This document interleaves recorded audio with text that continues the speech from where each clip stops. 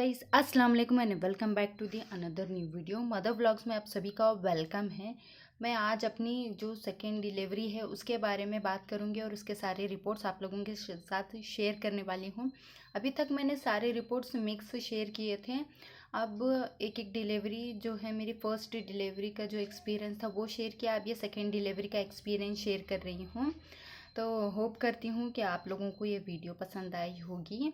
तो वीडियो पूरी एंड तक देखना और चलिए आगे बढ़ते हैं। तो ये रहा वो हॉस्पिटल, नवजीवन हॉस्पिटल।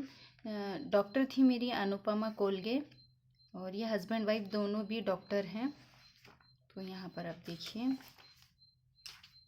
मेरी जो फर्स्ट स्कैनिंग रिपोर्ट है उसको बताती हूँ।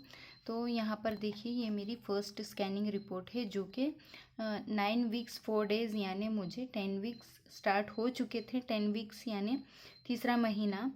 तो यहाँ पर आप देखिए, मेरा नाम, मेरे हस्बैंड का नाम और फीटल के बारे में यहाँ लिखा गया है, बेबी के बारे में। यॉक्सेक यहाँ पर दिखाई दे रहा है, लिखा गया है। ये देखिए, रिएक्शन गुड, सब कुछ यहाँ पर जस्टेशनल एज वगैरह सब दिखाई दे रहा होगा आपको। तो थोड़ा जूम कर देती हूँ। तो यहाँ पर बेबी सिंगल लिखा गया है। फीटल पोल सीन, कार्डिक एक्टिविटी सीन। ये मेरी इंट्रा यूट्राइन और LMP इंडिकेशन फीटल दिखाई दे रहा है, लिखा गया है। मेरी एज वगैरह सब कुछ है यहाँ पर, मीन सेक डायोमीटर वगैरह। तो यहाँ पर सीन लिखा गया है। तो राइटिंग में लिखकर डॉक्टर ने मुझे दिया था। तो ये मेरा 3rd मंथ का स्कैनिंग था। अब आगे बढ़ते हैं। मेरी जो 5th मंथ की स्कैनिंग रिपोर्ट थी उसके बारे में जानते हैं और मेरा प्लेसेंटा क्या था, बेबी का उस वक्त मेरे बेबी का फीटल वेट क्या था। और ये रही मेरी EDD डेट, आप देख लेना, 2016 में डिलीवर हुई थी मेरी ये बेबी। तो आगे बढ़ते हैं। तो ये रही वो 5th मंथ की स्कैनिंग रिपोर्ट, यहाँ पर आप देख सकते हैं। और यहाँ पर देखिए, हटा रही हूँ मैं, आप पहले देख लेना। BPD FLAC HC और जस्टेशनल एज यानी 21 वीक्स यानी 5th मंथ, बेबी का वेट और fetal weight, fetal heart rate आप यहाँ पर देख सकते हैं। 5th मंथ की है ये स्कैनिंग। देखिए यहाँ पर अल्ट्रासाउंड प्रेगनेंसी लिखा गया है। फीटल हार्ट रेट जो है 138 बीट पर मिनट, जो कि 21 वीक्स में है। और वेट, बेबी का वेट यहाँ पर है। EDD डेट है, लिकोरिया यानी पानी करेक्ट है, लिखा गया। प्लेसेंटा फंडा पोस्टियर grade 1 maturity changes lower and is 4.0 cms from the internal ऑस। तो मेरा प्लेसेंटा जो था वो फंडा पोस्टियर ग्रेड 1 मैच्योरिटी था 5th मंथ में।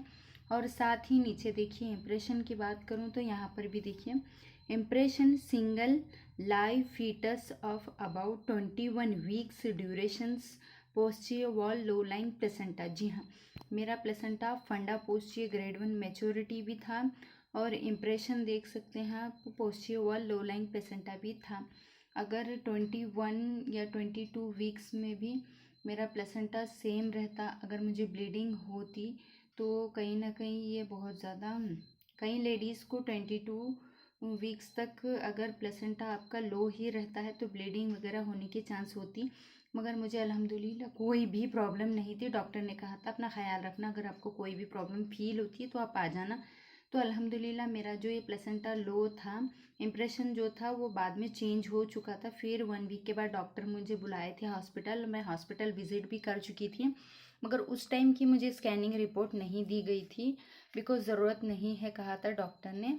जस्ट उन्होंने चेक किया और फिर स्कैनिंग अपने ही कैबिन में किया और बताया कि एवरीथिंग इज़ ओके, आपका प्लेसेंटा सही पोजीशन में है।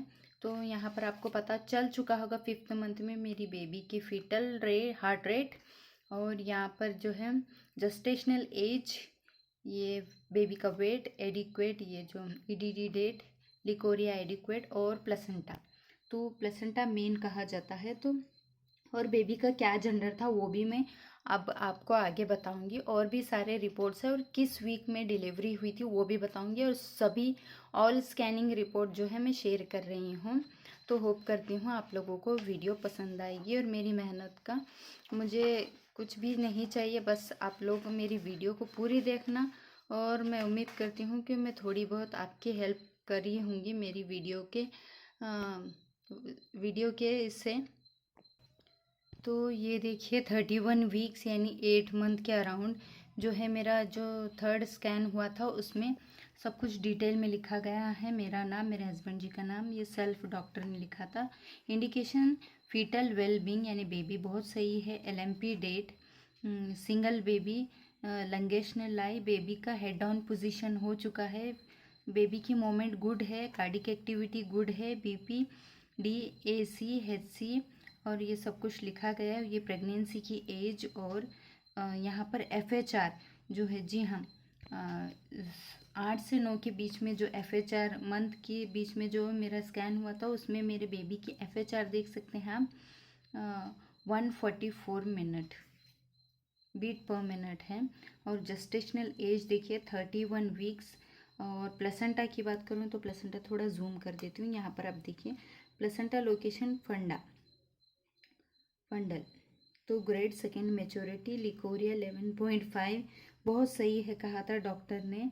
और बेबी की जो ये सिंगल लाइव इंट्रायूटेराइन फीटस सब 31 वीक्स ऑफ सिफेलिक प्रेजेंटेशन यानी बेबी नॉर्मल डिलीवरी के लिए अपने आप को हेड डाउन पोजीशन में ले आया, इसको सिफेलिक प्रेजेंटेशन कहा जाता है। तो मेरा baby already head down position में आ चुका था, पानी बिल्कुल सही था, प्लेसेंटा जो लो था वो बिल्कुल सही हो चुका था उस वक्त तक। अगर मैं आपको बोलूँ, आपका भी अगर सेकेंड ट्राइमेस्टर में वगैरह अगर प्लेसेंटा लो आता है या फिर बेबी ब्रीच आता है तो आपको डरने की ज़रूरत नहीं है। 9 मंथ आते आते इंशाल्लाह आपका भी बेबी बिल्कुल सही पोजीशन में आएगा। तो दुआ करती हूँ जिसका भी ब्रीच होगा या फिर लो प्लेसेंटा होगा तो आप डरिए नहीं इंशाल्लाह। मेरा तो प्लेसेंटा लो भी बता रहा था और फंडा पोस्टीरियर भी था और मेरी नॉर्मल डिलीवरी हुई थी। जी हाँ, अल्हम्दुलिल्लाह मेरी नॉर्मल डिलीवरी हुई थी। कुछ ही घंटों में, कुछ ही मिनटों में, कुछ ही सेकेंडों में मैंने बेबी को डिलीवर किया था। और मेरी जो नॉर्मल डिलीवरी का ये मेरी सेकेंड डिलीवरी जो है नॉर्मल ही हुई है। मेरी फ़र्स्ट डिलीवरी का एक्सपीरियंस शेयर कर चुकी हूँ मैं पहले की वीडियो में, उसका लिंक इस वीडियो के डिस्क्रिप्शन में प्रोवाइड करूँगी, वहाँ पर भी आप देखना। मेरी फ़र्स्ट डिलीवरी का एक्सपीरियंस भी बहुत अच्छा था और ये मेरी सेकेंड डिलीवरी भी नॉर्मल हुई थी अल्हम्दुलिल्लाह। तो बहुत अच्छा एक्सपीरियंस रहा मेरी नॉर्मल डिलीवरी का। और मेरा लेबर भी बहुत फास्ट था अल्हम्दुलिल्लाह और म्यूकस प्लग निकल चुका था और कुछ ही घंटों में मेरी डिलीवरी भी हो चुकी थी अल्हम्दुलिल्लाह। बहुत अच्छा एक्सपीरियंस रहा। डॉक्टर भी बहुत अच्छी थी और मैंने बिल्कुल डॉक्टर ने जैसा जैसा कहा था मैंने वैसे ही फॉलो किया और पूरी अच्छी प्रॉपर डाइट ली। और ब्लड भी बिल्कुल बहुत अच्छा था मेरा। ब्लड रिपोर्ट भी है मेरे पास, यहाँ बता दूँगी, एक मिनट। ब्लड टेस्ट जब करवाया था डॉक्टर ने तो यहाँ पर देखिए ब्लड की ये जो रिपोर्ट है 9.8 में, यहाँ पर देखिए थोड़ा जूम करती हूँ, ये देखिए हेमोग्लोबिन 9.8। डॉक्टर ने कहा था ठीक है, अच्छा है ब्लड भी। अब चलिए 9 मंथ की स्कैनिंग रिपोर्ट बताती हूँ। तो ये रही 9 मंथ की स्कैनिंग रिपोर्ट, इसमें भी जानते हैं। तो यहाँ पर मेरा नाम, मेरी एज, डॉक्टर ने सेल्फ लिखा था, फीटल वेल बींग यानी बहुत अच्छा है लिखा गया बेबी। और LMP date single baby, longitudinal lie, cephalic presentation, fetal movement good, cardiac activity good. मैं आप समझ रहे होंगे कि मैं उसी स्कैनिंग को पढ़ रही हूँ। जी नहीं, ये रहा, ये राइटिंग में दिया गया है जो ये 144 था और ये 9 मंथ में देखिए 146 fetal heart rate, BP DAC HC।